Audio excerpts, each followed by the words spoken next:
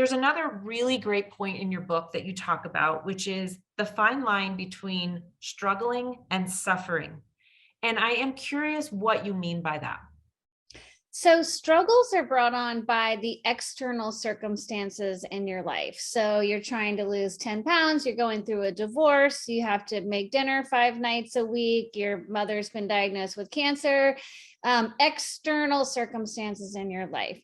But suffering is different. And suffering is when we dip below the line and we yell at ourselves for having these struggles in the first place, or we beat ourselves up for not handling these struggles better. So, as an example, if you happen to be a mother and you're making dinner every night, that's a struggle, and you're never really going to grow your way out of that, buy your way out of that. Like, that's a struggle. But you suffer when you're making dinner and you say, all your friends, Katherine, their children eat, broccoli 3 meals a day, and yours only eat Jolly Ranchers, and you're yelling at yourself.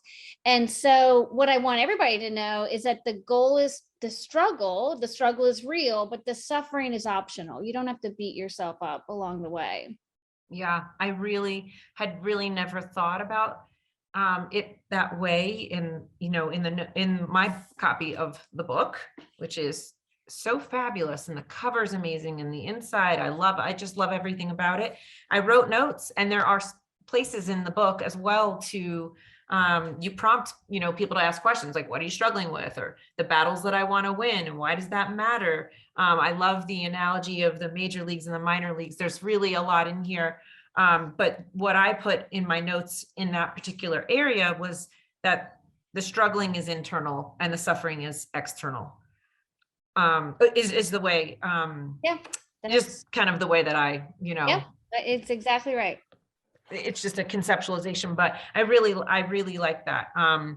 And suffering is something that's often something we do very in private, and it's something that is not like, we can all relate to the struggle of dealing with a toddler meltdown, or the struggle of a teenager who talks back to you.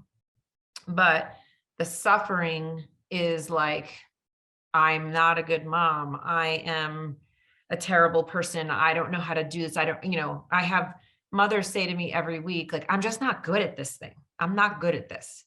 I may have said that opposite, but let me make sure I'm getting this right. The struggle actually should be the external stuff, and the suffering is internal. Correct? That's right. That's Okay. exactly right. Okay. In case I said it wrong. I love that. Thank you for highlighting that difference, because I think that could be a real game changer for people, especially when you need it. Like, when you need to hear this message, it really hits home.